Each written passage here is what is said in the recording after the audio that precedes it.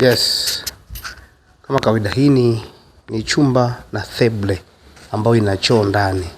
Hii bwana, nyumba hii inataka hela, inapangishwa kwa maana hiyo. Inataka 70,000.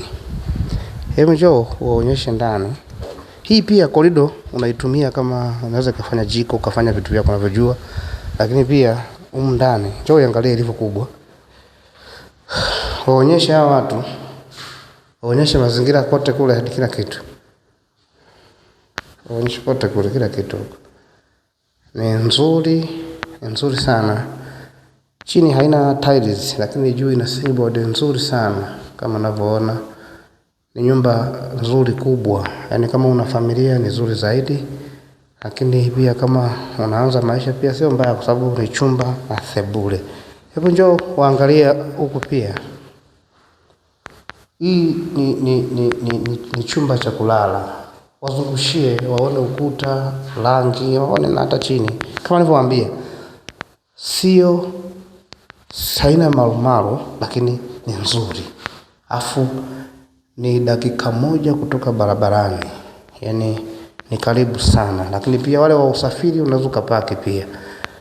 Njoo waonyeshe na choo, waangalie hii choo.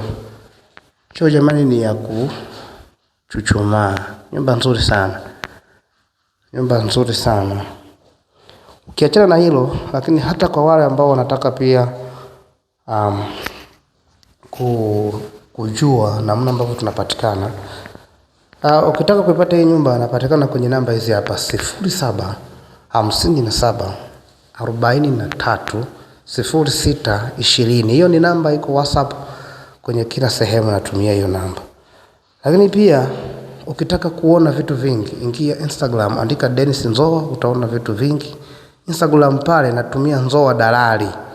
Yes, unaweza kaangalia, utaona bidhaa zetu, kuna magari, kuna nyumba, kuna vitu vingi tofauti. Lakini pia ukienda TikTok andika Dennis Nzoa, utaona vyumba, nyumba, kila kitu tunachokifanyia biashara. Usisahau kulike na kucomment. Lakini pia usisahau kusubscribe.